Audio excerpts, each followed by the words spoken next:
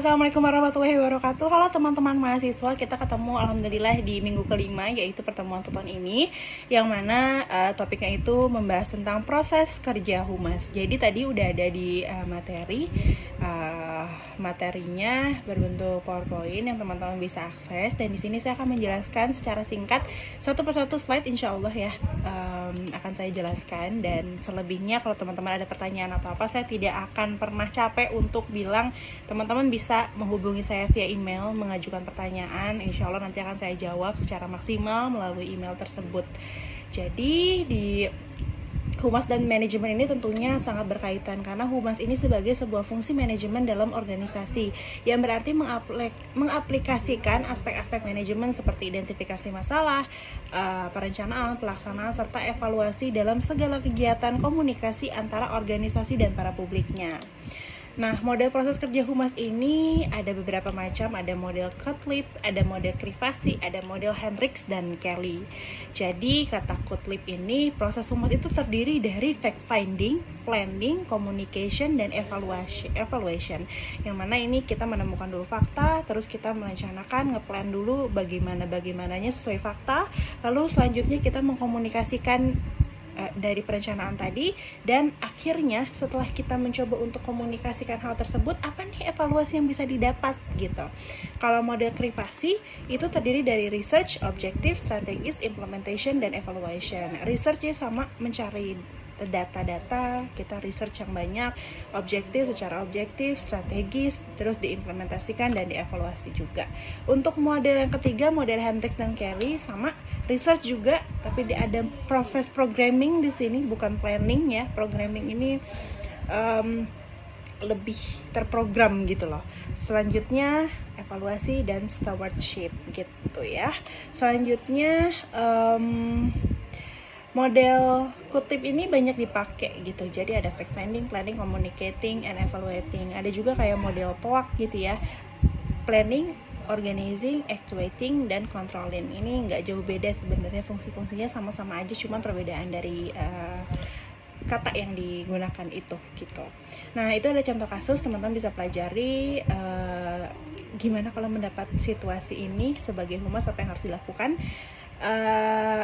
Contoh kasus di sini itu manajer humas PLN di wilayah Jabodetabek ya. Jadi teman-teman nanti bisa lihat aja, ada video, ada beritanya.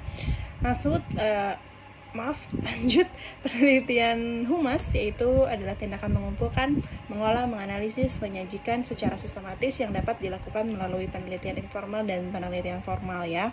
Adapun jenis penelitian humas itu environment monitoring, public relation audit, communication audit, dan social audit.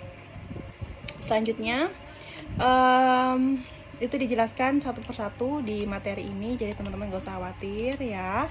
Nah, lalu juga bagaimana penelitian humas ini dilakukan. Jadi penelitian humas ini dilakukan itu ada dua cara, yaitu informal dan juga formal. Kalau secara formal itu ya pakai data-data gitu ya, gak bisa kita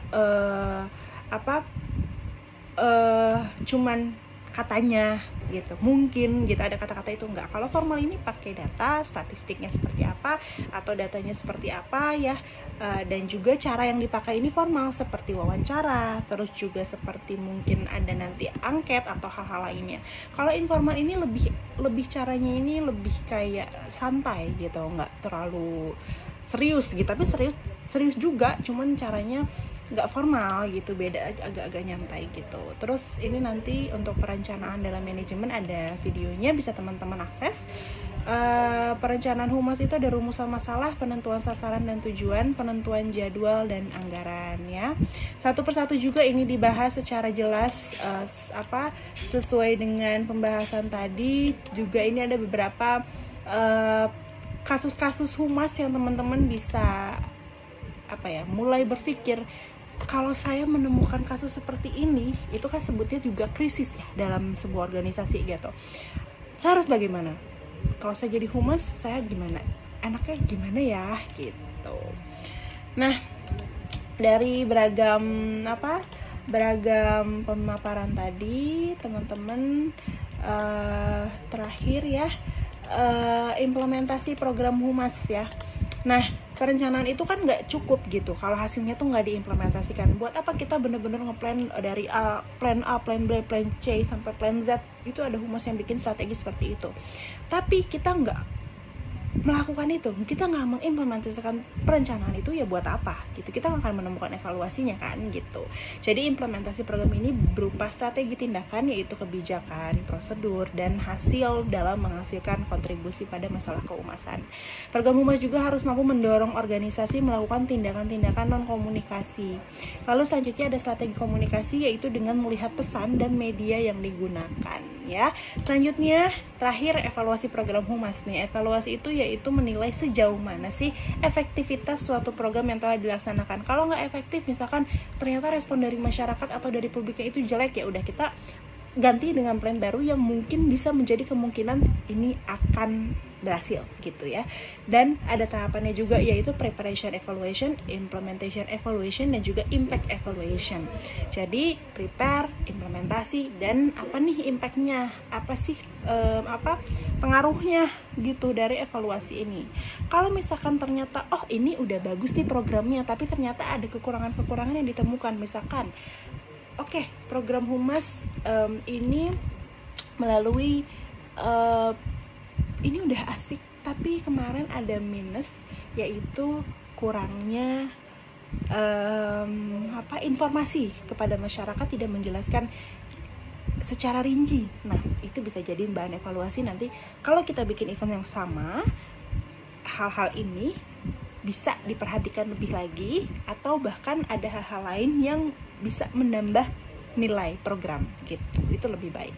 Nah, teknik evaluasinya juga ada dua, yaitu adalah analisis isi seperti tes keterbacaan, analisis kesesuaian pesan dengan tujuan program, lalu juga yang kedua ada riset audiens, misalkan studi kepembacaan dan studi kepermisaan. Ya, teman-teman mahasiswa, mungkin insya Allah itu bisa menjelaskan sedikit ya, walaupun saya juga masih banyak kekurangan, tapi kita sama-sama belajar. Dan kalau misalkan ada yang mau ditanyakan lagi, saya sangat terbuka untuk menanyakan via email, jadi teman-teman bisa akses ya email saya. Sekian untuk sesi 5 kali ini.